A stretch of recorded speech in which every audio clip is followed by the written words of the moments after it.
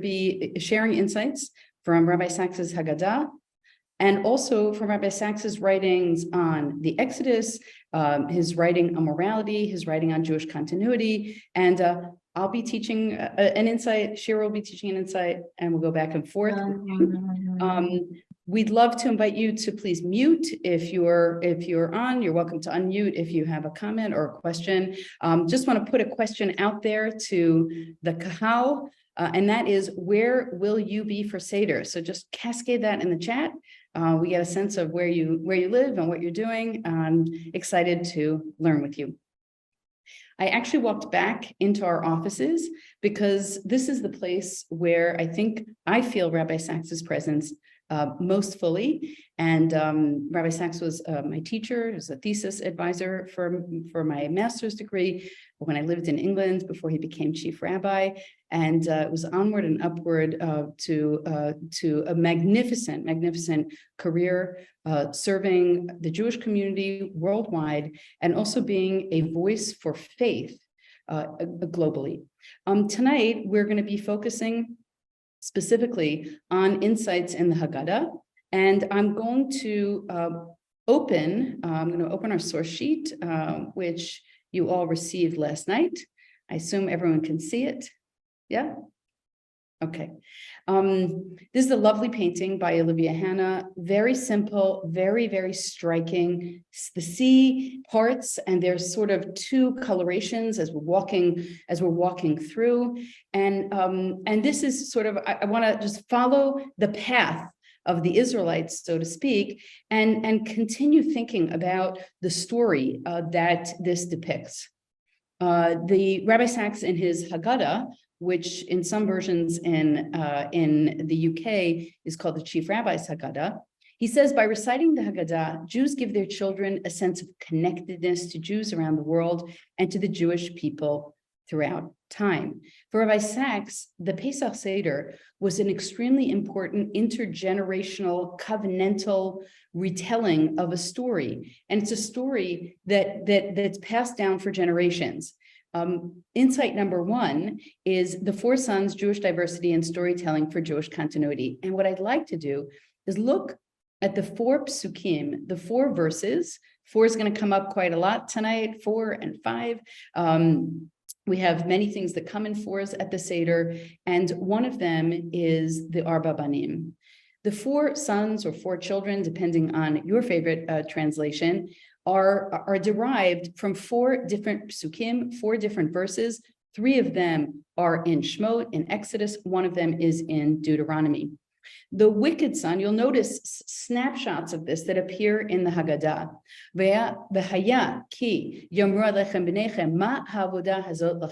That's the question the wicked son asks. The text itself is pretty neutral. What is this? What is this work that you're doing? And should tell them about the Paschal Lamb sacrifice. Hu Lashem asher pasach al batei bnei Yisrael b'Mitzrayim v'nagpo et Mitzrayim vet batenu hitzil v'yikod ha'am v'yishtachavu.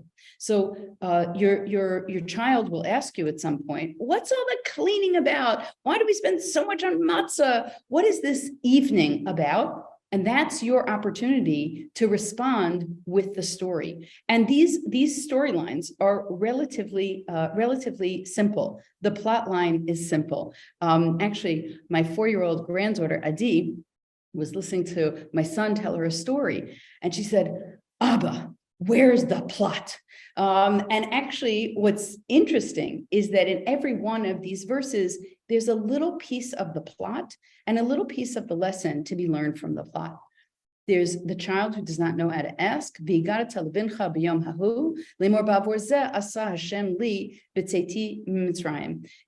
This is an even simpler explanation that we're all familiar with.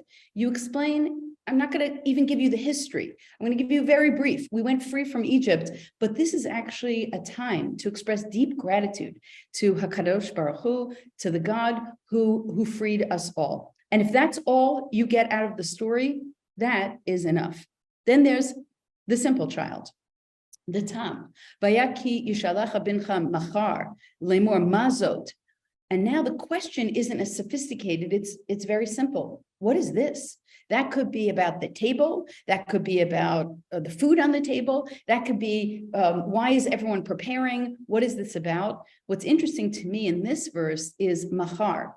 Someone is going to go through something and really right after is going to say, what experience is this? What does this mean to you? And then you'll tell him about God's hand and how God freed us from slavery. And then lastly, the wise child. Ki shelecha bincha machar lemor ma ha'edut ba'chukim ba'mishpatim asher tzivah Hashem Eloheinu etchem. So when you're similar formulation, your child is going to ask sometime in the future and ask perhaps more in a more sophisticated way, because this child wants to keep Jewish law and wants to keep all the rituals connected to the Seder. The Yerushalmi and the Mechilta actually have different versions.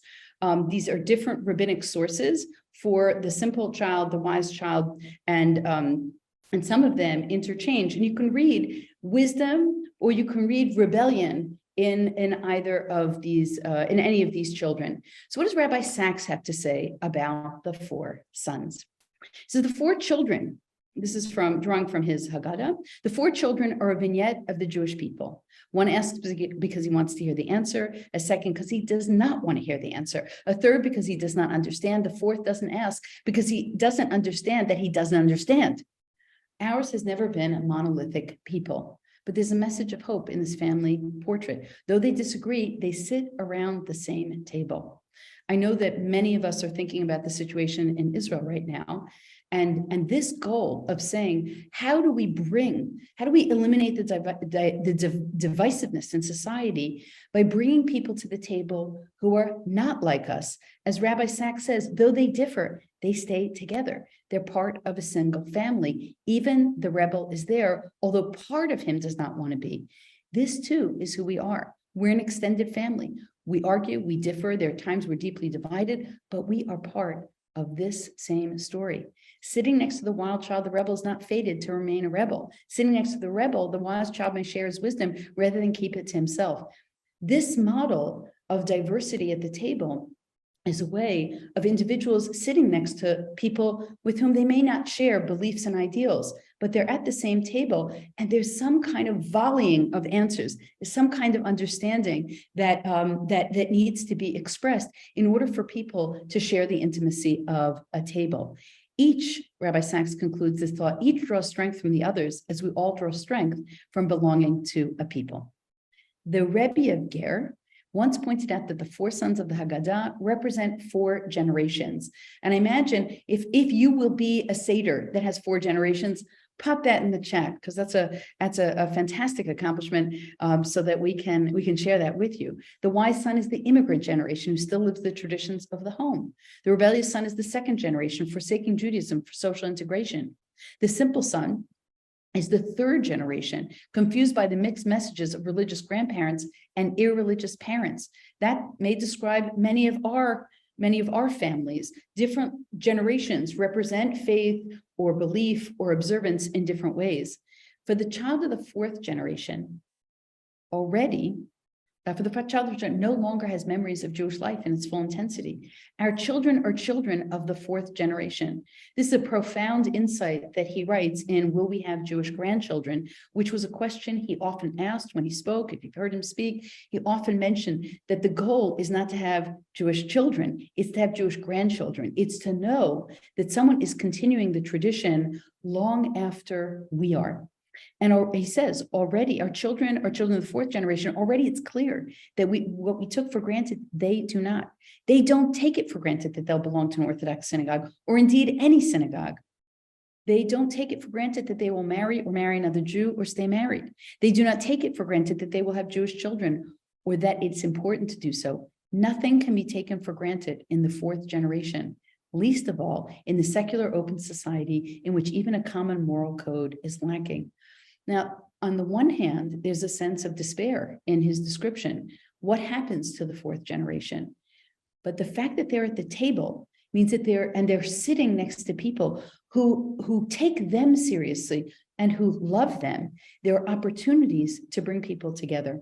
I want to share, before I turn you over to Shira for insight number 2, I want to share some research of the Israeli psychologist Noam Zerubbabel that's also cited by Charles Duke, who's a professor emeritus of psychology at Emory University. Zerubbabel mentions that generally people in families tell one or the other kind of story. The ascending narrative, look at our family. Every year, we're bigger, we're better, we're more successful. We buy, we have a bigger home, we have a better car, we have a better education. In whatever way you see your ascending narrative. He says, then many families have a descending narrative.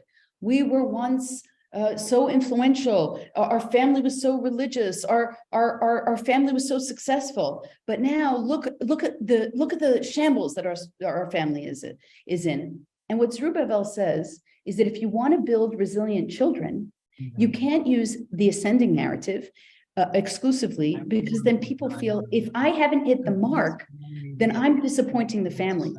We can't have the descending narrative because then there's nothing to strive for. So what Zerubbabel says creates real resilience in children is the oscillating narrative, the capacity to say, we were slaves to Pharaoh. This is what it felt like. Come, children, hear this story.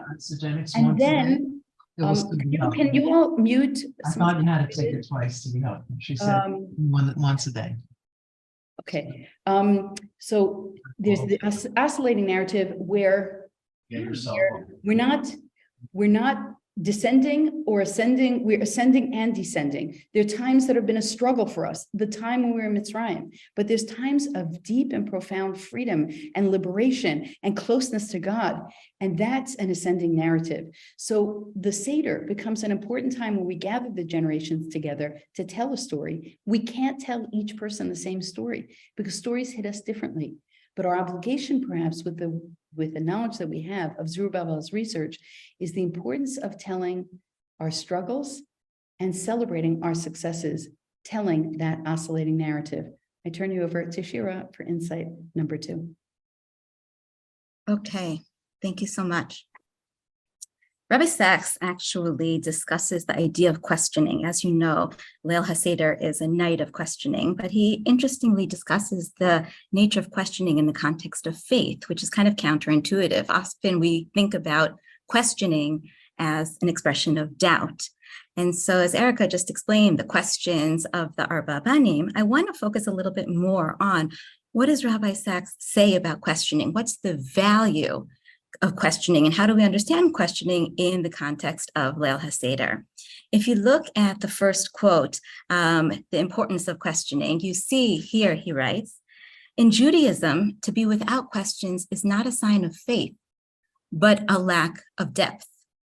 As for the child who does not know how to ask, you must begin to teach him how. Many of the customs of Seder night, like dipping the karpas or removing the Seder plate, were introduced solely to provoke a child to ask why. Judaism is a religion of questions.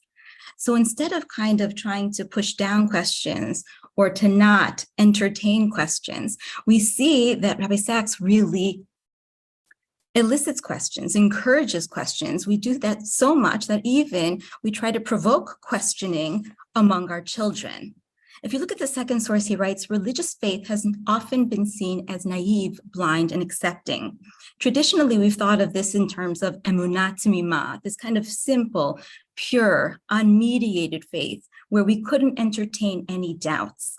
But he says that's not the Jewish way. And we see this coming up much more in the medieval time period where rational Jewish philosophy really flourished. And there was an interest in exploring questions and trying to seek deeper understanding. So he says, to the contrary, asking a question is itself a profound expression of faith in the intelligibility of the universe and the meaningfulness of human life. To ask is to believe that somewhere there's an answer, even if you can't necessarily understand it. We ask not because we doubt, but because we believe. So in these two references, we see really an affirmation of questioning, how we're encouraged to question in order to seek greater understanding, to seek greater depth, and to substantiate our commitment, our observance, our relationship with the divine. But Rabbi Sacks qualifies this. And even though questions are constructive, even though questions are thought-provoking, even though questions can ultimately deepen faith, he qualifies that there are really three conditions to asking a Jewish question. And he says the first is that we seek genuinely to learn. And he relates this back to the Rasha, the second of the four sons that Erica described. He says, not to doubt, not to ridicule, not to dismiss, not to reject. That's what the wicked son did of the Haggadah. He asked not out of a desire to understand, but as a prelude to walking away. So even though Rabbi Sacks doesn't try to brush away any doubt or any question, he says that questions should be entertained, questions should be encouraged, but only if they're asked with the proper motivation, not in a way to try to ridicule, not in an attempt to dismiss or to reject, but rather with a sincerity, rather with an eagerness to try to delve and gain greater clarity. The second of these conditions for asking a Jewish question, and that we can think about when questioning on Leil HaSeder, the second is that we accept the limits to our understanding. He says faith is not opposed to questions, but it's opposed to the shallow uncertainty that what we understand is all there is. Now, Rabbi Sacks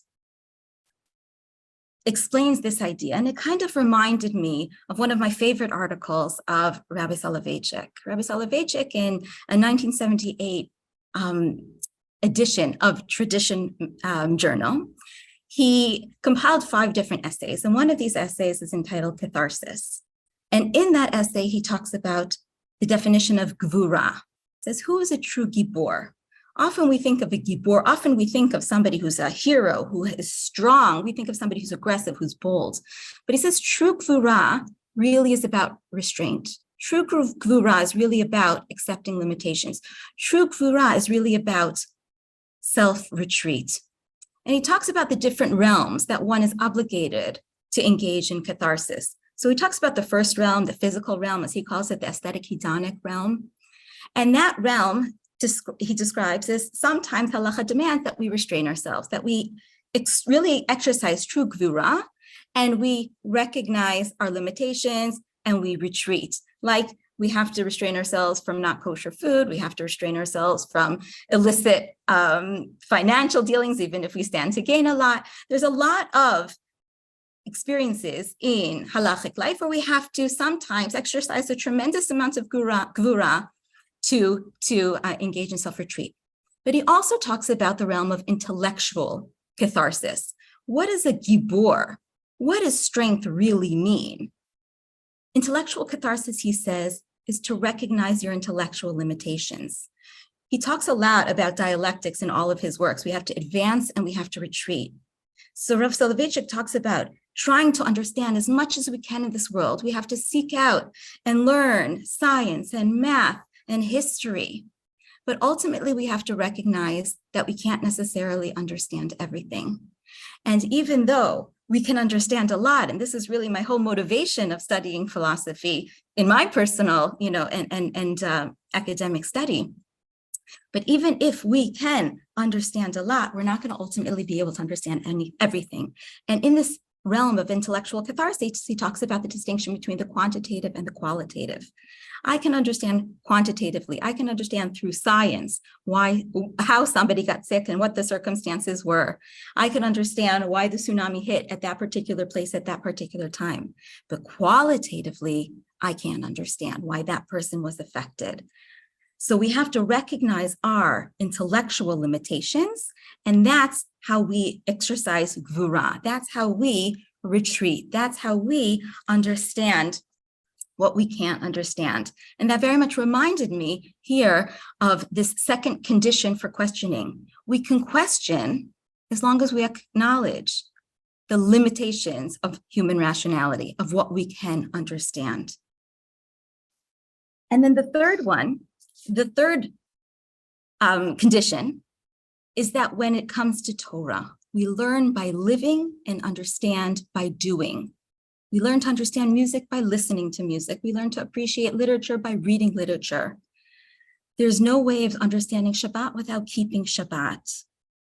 The idea that Bnei Israel, when they received the Torah, the idea that Naseh precedes Nishma is interpreted in the same way. We need to act, and then we'll come to learn. We can't necessarily understand everything. We have to recognize our intellectual limitations, but by acting, by experiencing, we'll gain greater understanding. So Rabbi Sacks concludes this idea by saying, given these caveats, Judaism is a faith that, more than any other, values the mind, encouraging questions and engaging us at the highest level of intellectual rigor. Every question asked in reverence is the start of a journey towards God, and it begins with a habit which, on Pesach, Jewish parents teach their children, to ask, thereby to join the never-ending dialogue between human understanding and heaven. So the kind of paradigmatic experience of questioning that Rabbi Sacks promotes throughout religious life happens on Leil HaSeder, not only for us to ask questions, but to elicit that questioning even amongst the next generation, elicit that questioning even among the children that might not have the understanding to even ask yet. Rabbi Sacks also offers, along these similar lines of questioning, he offers an alternative interpretation to the Arba Banim that Erica presented earlier. And if you look at this last quote with me here, he says, it may be that the 4 children are not different people, but successive stages in the development of a child, right? So he's taking some liberties in this interpretation. The Arba Banim really are 4 kind of developmental stages in the life of a child. We begin by being unable to ask. We accept the world as given. The next stage is intellectual growth. Intellectual growth is curiosity. That's the tam, the simple son. We ask questions with no ulterior motive. We simply want to learn. This is often followed by a period of testing and challenging the values we've received, the rasha, the wicked, or the adolescent son. And then the culmination of cognitive growth is wisdom, the point at which we've both internalized the values of our heritage and are sufficiently mature to see their objective merits. Wisdom in Judaism is not a state, but a process of constant learning. That's why it lies as much in the question one asks as in the answers. Every answer is itself the prelude to a deeper question, and thus there's a constant growth as we move to new levels of understanding. So this idea, the more one knows, the more one realizes how little one knows, right? The more we understand how much more there is to learn. And often this can be frustrating, especially when I was teaching in college.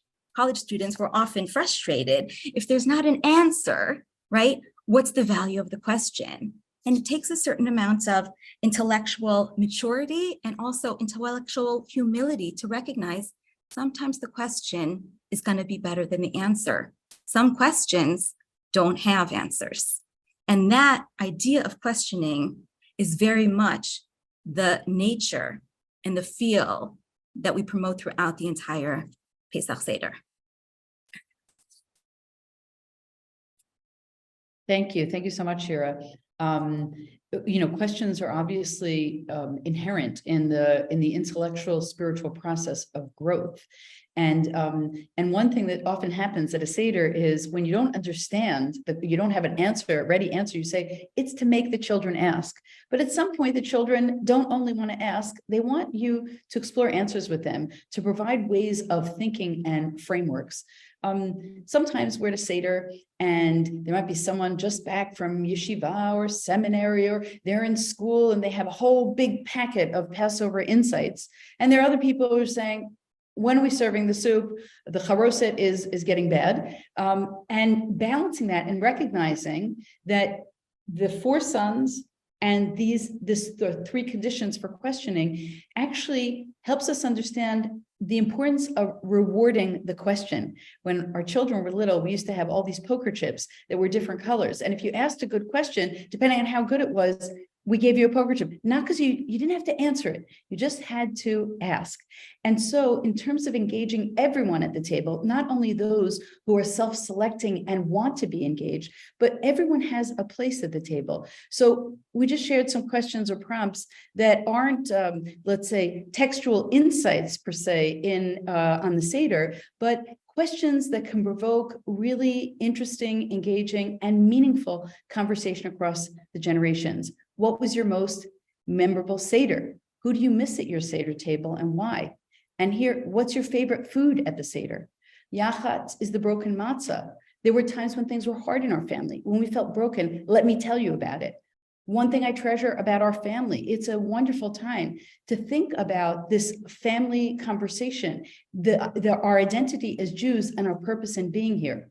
And I'd love for you to cascade, if you're up for it, my favorite part of the Seder is. So let us know why, let us know what your favorite part is and why. And again, Passover ritual that's important, a symbolic prop, asking people to bring a prop that helps tell their story or their Jewish story. Next year in Jerusalem, this is particularly poignant now, and as we were really in the corridor, in the happiness corridor, getting to Yom Ha'atzmaut, Israel's 75th anniversary. When I sing Dayenu, I'm personally grateful for it. This night is different from all the nights for me because, and I hope by next Passover, maybe naming a wish or a hope. So if you don't mind dropping in your favorite part of the Seder, we'd love to learn it. Let's talk about rekhush gadol. One of the aspects of the Magid, of the storytelling, is it delves into the material abundance that we sought when we were on our way out of Egypt. Rabbi Sacks wrote in many of his, talks about economics in many of his works, and he says that consumerism is, in the dignity of difference, is a poor substitute for salvation. And as we look to our material world to give us answers, and he says here in his book Letters to the Next Generation, it's condensed, and you can get it online at the Sacks Legacy Trust. The most important legacy we can give our children is not money or possessions, but spiritual ideals.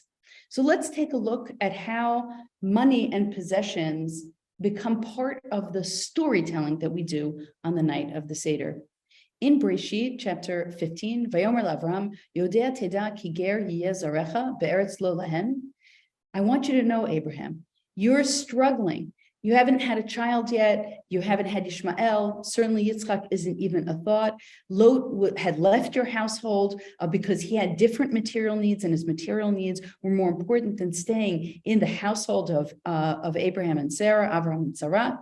And God gives Abraham, the look up at the stars is really an exercise in envisioning a very profound future, one that you will not see, one that you will not experience, but one that you concede now. And when he says, I want you to know that although you've traveled to this land, there's going to be a period of time in the future where you will be in a land that's not your own.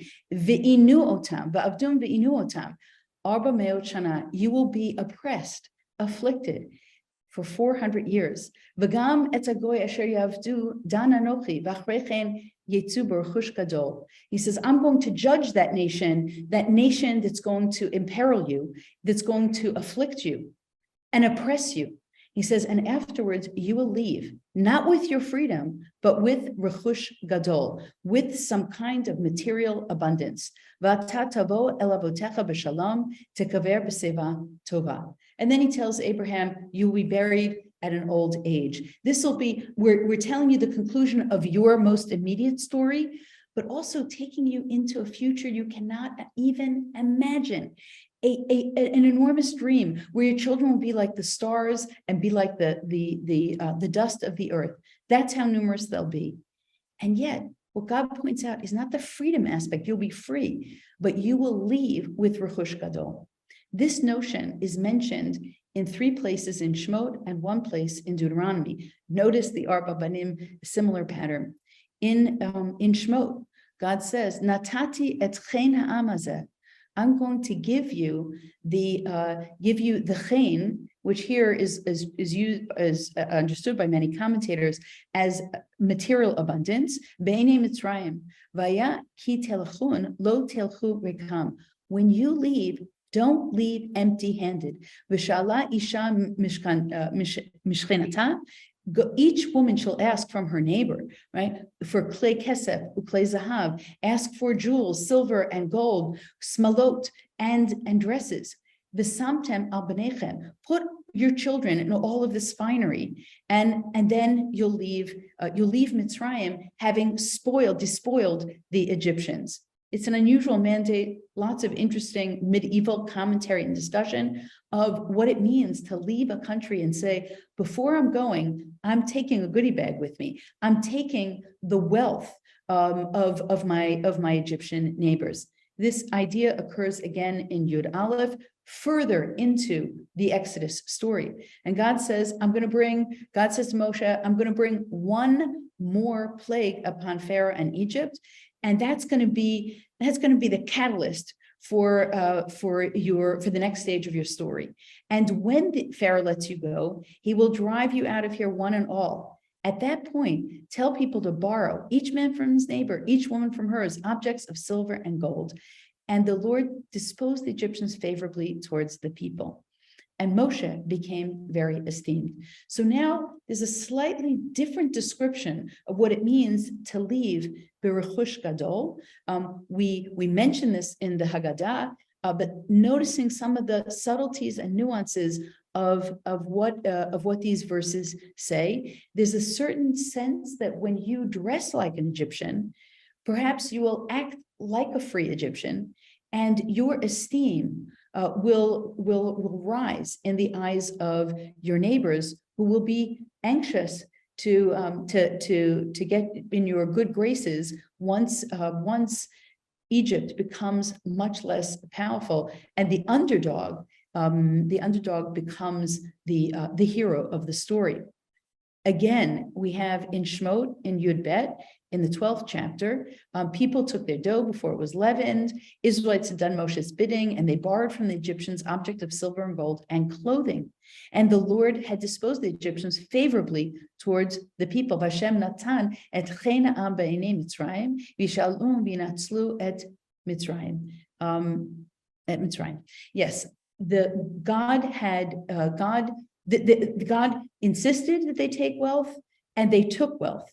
This is a detail that we have, that they already did this. They took the wealth, and they were ready for the next stage of their salvation. In Devarim, we have hanik ta'aniklo. When we talk about servants, slaves, you need to compensate the slave, and when he leaves your household, give him of the flock, the threshing floor, the vat, which God has blessed you with. Rabbi Sacks will string these verses together, the promise in Genesis, the execution of each slave taking from the material wealth of a neighbor, an Egyptian neighbor, and then in Devarim, we have our own laws of how we treat slaves. All of that will be important to what Rabbi Sacks does with this very perplexing demand. He says, why the silver and gold? The Israelites were in such a hurry to leave, and the Egyptians so hasty in urging their departure, they didn't have time for the dough to rise. Why then was God so insistent that they take the time to ask for these parting gifts? What conceivable use did they have for them in the long journey across the wilderness? Why was this so important? It's not until we reach the end of the Mosaic books that we can begin to understand it only in retrospect. Two details from the book of Deuteronomy provide the key. The first has to do with the liberation of slaves. If a fellow Hebrew, a man or woman, sells himself to you and serves you 6 years, in the 7th, you have to let him go free. And now we get to our verse in Devarim and Deuteronomy. When you release him, do not send him away empty-handed. Supply him liberally from the flock, the threshing floor, the winepress. Give to him as the Lord God has blessed you. Remember that you were slaves in Egypt, and the Lord your God redeemed you. And that is why I give you this command today. The second verse Rabbi Sacks cites is, do not hate an Edomite. He's your brother. Do not hate an Egyptian, because you are a stranger in his land. Not permitted to hate strangers. This is remarkable, Rabbi Sacks writes. The Israelites had been enslaved by the Egyptians. They owed them no debt of gratitude. On the contrary, they were entitled to feel a lingering resentment. And I actually think that Shvo Chamatcha, that we have this sort of pressure cooker release valve towards the end of the Seder. It doesn't, feelings of anger, vengeance, they don't dominate the initial story that we have of Egypt.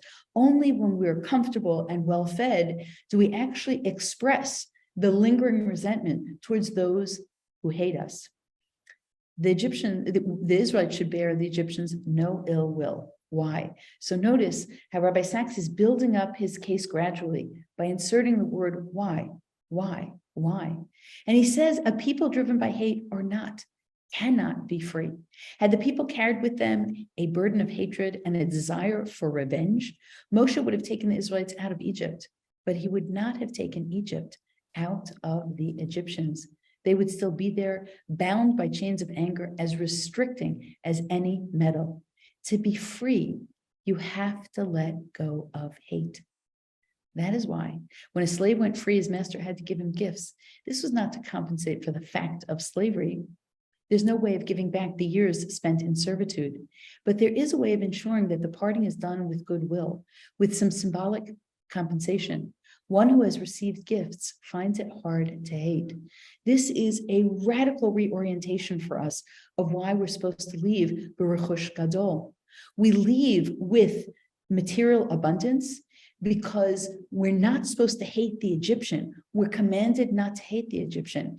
And those we received gifts from, especially gifts of considerable expense, in some way diminish and mitigate the hatred, the deserving hatred that the Jews felt towards the Egyptians.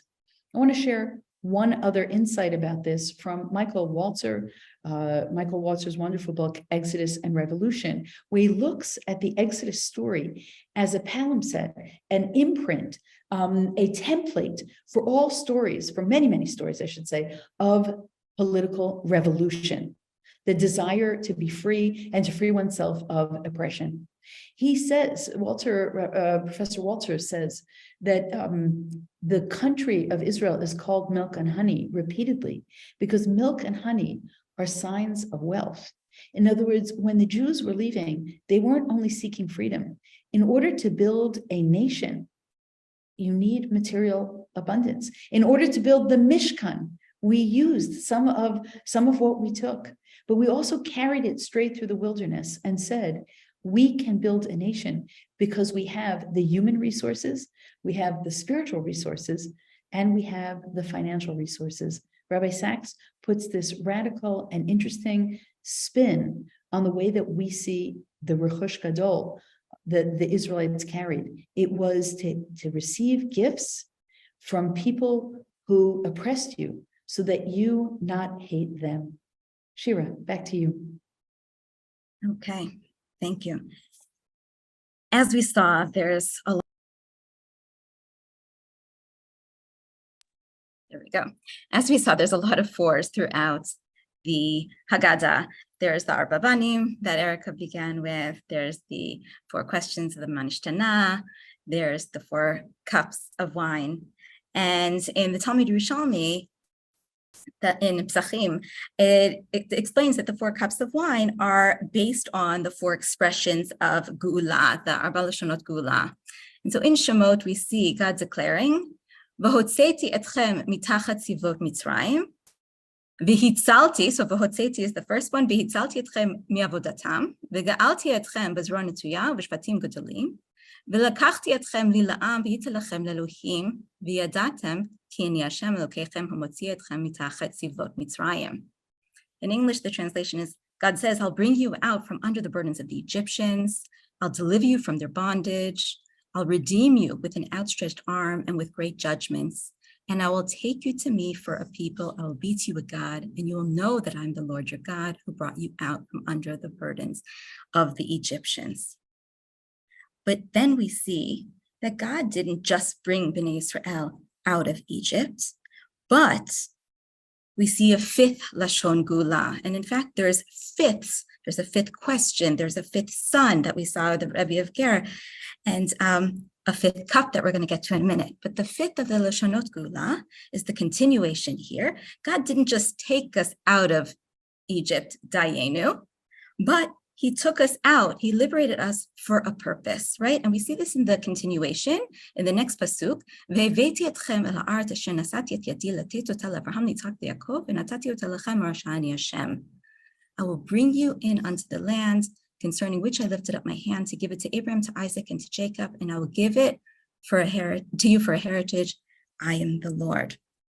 And according to many commentaries, this fifth Lashon Gula, just like we said in the Talmud Yerushalmi, the 4 cups correspond to the 4 Lashonot Gula.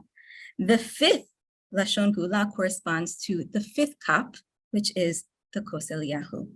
But before we talk about the Kos Eliyahu, I want to think about this idea of the 4 Lashonot Gula and then relating it to this 5th Veheveti, the liberation from all of the ills, the suffering, the slavery, the bondage in Egypt, and then the bringing of Bnei Israel to Eretz Israel.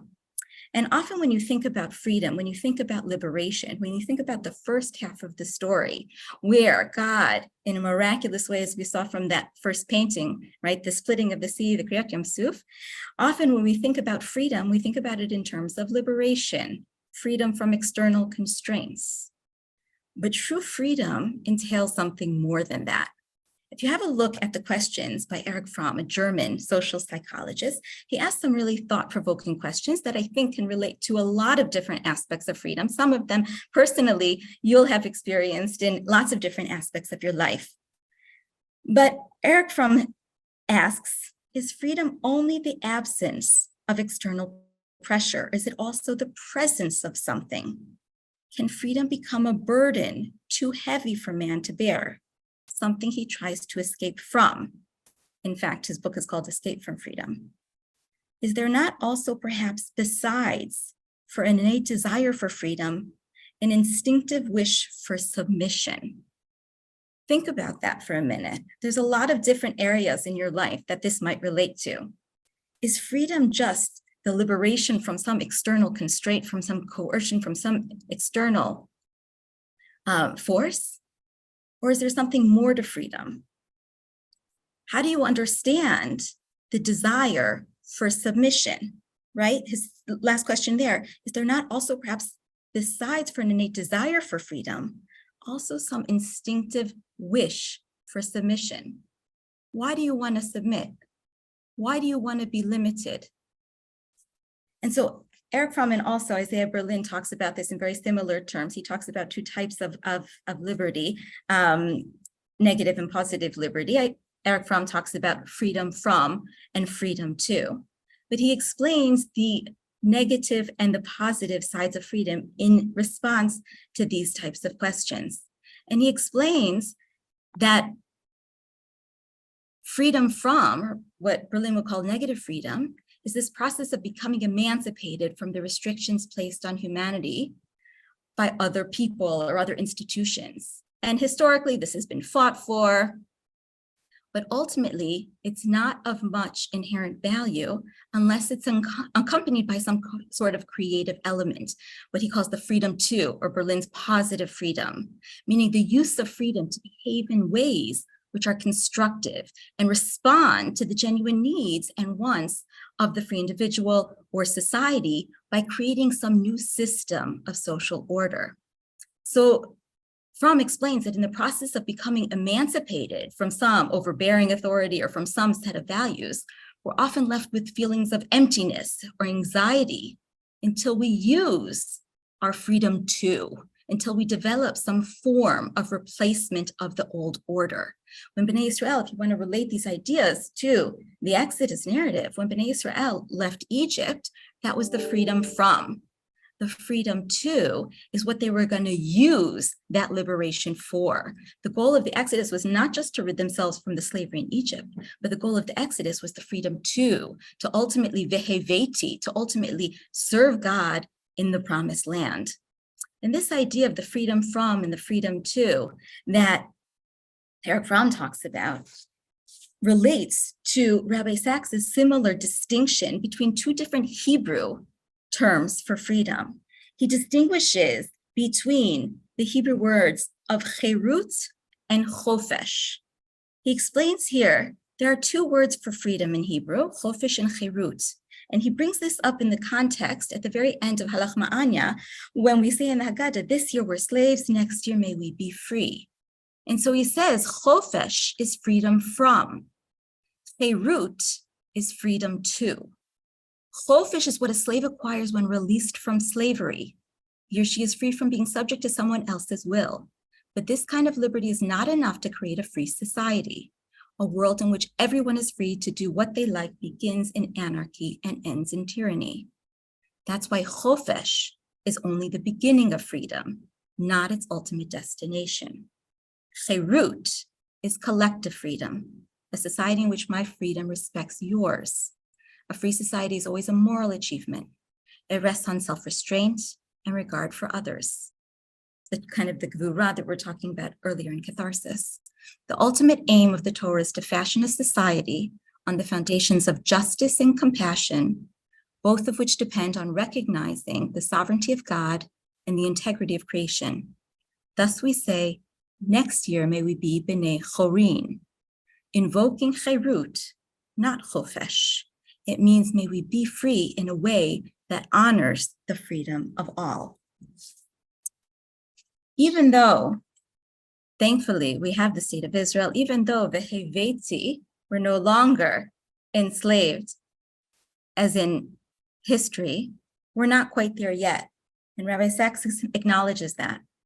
If you look in the next source, he says in the half century since the Holocaust, the Jewish people has emerged from darkness to light, no longer the slavery, no longer the imposition of the constraints from others. The state of Israel has come into being. The Hebrew language has been reborn. Jews have been brought to safety from the countries where they faced persecution. In the liberal democracies of the West, Jews have gained freedom and even prominence and affluence. But Israel is not yet at peace. In the diaspora, as we saw the Ger Rebbe shows, assimilation continues the pace. Many Jews are estranged from their people and their faith. Something's missing from our celebration. The fifth cup, deliverance, the fifth question, the fifth son. That is a measure of what still needs to be achieved. We have not yet reached our destination. The missing fifths remind us of work still to be done, a journey not yet complete. So when thinking about the fifth cup, right, after the Arba Kosot that correspond to the Arba Banim, we see the fifth cup, and that's the Kos of Eliyahu. We pour the cup, we open the door. But what does this fifth cup really represent? Rabbi Sacks reflects on Kos Eliyahu and describes it as the cup of hope. Look at how he explains this idea and what Eliyahu, the harbinger of Mashiach, will hopefully bring. He says here the drama of the fifth cup, the cup of Elijah, now becomes apparent. Pesach represents the start of the great journey of Jewish history from slavery to freedom. Egypt, the promised land, right? The freedom from to the freedom to. What then became of it after the destruction of the Second Temple, the failure of the Bar Kokhba rebellion, the Hadrianic persecutions, and the long, tragic series of events that led to the greatest exile of Jewish history? Could Jews celebrate freedom under such circumstances? Meaning, even if we were no longer enslaved in Egypt, we certainly hadn't reached our destination. Rabbi Sacks continues by saying the very festival that spoke of liberty gained became, for almost 2,000 years, a poignant reminder of what the Jewish people had lost: freedom, a land, a home. A new phrase was born: next year. This year we're slaves, next year we'll be free. The loss was only temporary. The divine promise was forever. It was in this context that the debate over the fifth cup arose. Jews could speak about the four preliminary stages of redemption, right? The four lishonot geula, but could they celebrate veheveti, right? They could celebrate v'hotzeti, v'hitzalti, v'galti, v'lakachti, but could they celebrate veheveti? This is the debate between Rashi, Rambam, and Ravid with regard to whether or not to drink that fifth cup. Should we celebrate veheveti? Rashi says one should not drink a fifth cup. Rambam says one may. Ravid says one should. Hence the extra cup at the Seder table. Out of respect for Rambam and Ravid, we pour it. Out of respect for Rashi, we do not drink it. According to Chazal, unresolved halachic disputes will one day be resolved by Elijah. Hence, the fifth cup became known as the cup of Elijah. This excerpt is taken from Covenant and Conversation, an essay that Rabbi Sacks entitled The Cup of Hope. Now, Elijah is described as the harbinger of the Messiah, and he's a really fascinating character in Jewish tradition. And he really evolves throughout the references from the Bible to rabbinic text, Kabbalah, to Hasidic sources. And we see a tremendous transformation in the character of Elijah through these texts. We see him evolve from being this biblical zealot to becoming this compassionate hero. And over the course of his life, Elijah learns to tame his fanaticism, but he never loses his passion. Rather, he channels it into mending himself, his people, and the world. And Rav Soloveitchik in Al HaTshuva discusses this idea of channeling some negative traits in a constructive way. He talks about it in Al HaTshuva in the context of interpreting the sage's assertion that the place that somebody who sins and repents is able to achieve is even higher than somebody who never sinned at all. And so that's a very perplexing statement. How can a repentant sinner achieve a higher status than a tzaddik gamor who never sinned at all?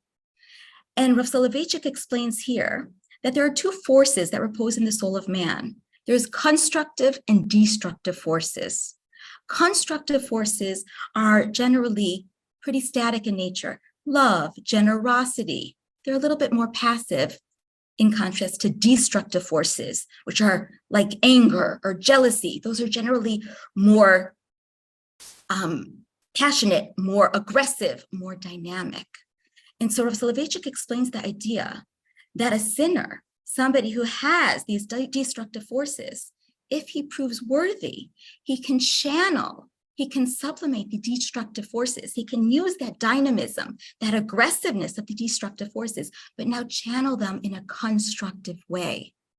And Rav Soloveitchik writes that the very same hunger and zest which drove him to do these evil acts, he can now utilize to do good and to observe the mitzvot, because now he has the capacity to sanctify these forces and to direct them upwards. And that's very much what Eliyahu does. We recently awarded the Rabbi Sacks Book Prize, the inaugural Rabbi Sacks Book Prize, and we awarded it to Professor Daniel Matt, who wrote a book entitled Becoming Elijah. And he really traces this arc, this transformation of Elijah. And he entitles the book Becoming Elijah because he argues that we can become Elijah by imitating this transformation. By caring for others, we embody the quality of Eliyahu Hanavi. So Elijah serves as a model for how we can deal with our negative traits, how each of us can cultivate our own bechinat Eliyahu, our own aspect of Elijah, and thereby, in a sense, become Elijah. So if you have a look at the last source while we're discussing this idea of kos Eliyahu, Daniel Matt, in this book, Becoming Elijah, was published by Yale University Press just this past year. He writes about a Hasidic tale and then interprets it. He says, according to a Hasidic tale, a pious Jew once asked his rabbi why Elijah never appeared in the night of the Seder, even though the door was open for him and his goblet of wine was waiting on the table. The rabbi told him, there's a very poor family in your neighborhood. Go visit them and propose that next year, you and your family will celebrate Passover with them in their house, and that you'll provide everything they need for the whole holiday. Then on the night of the Seder, Elijah will certainly come. The man did as he was told, but after the following Passover, he returned to the rabbi, complaining that once again Elijah had failed to appear. The rabbi responded, Elijah came, but you couldn't see him. Holding a mirror to the man's face, he continued, look, this was Elijah's face that night. The author, Daniel Matt, explains, here the possibility of meeting Elijah is surpassed as one learns to enact the prophet's quality of compassion, thereby becoming Elijah. Next week on Leil HaSeder, let's not only open the door to let Elijah in from outside, let us also open ourselves up to Elijah from within. Thank you, Shira. We've enjoyed learning with you this evening. Here at the Rabbi Lord Jonathan Sacks-Herenstein Center, we're trying to teach the legacy of Rabbi Sacks and keeping his memory and his teachings alive.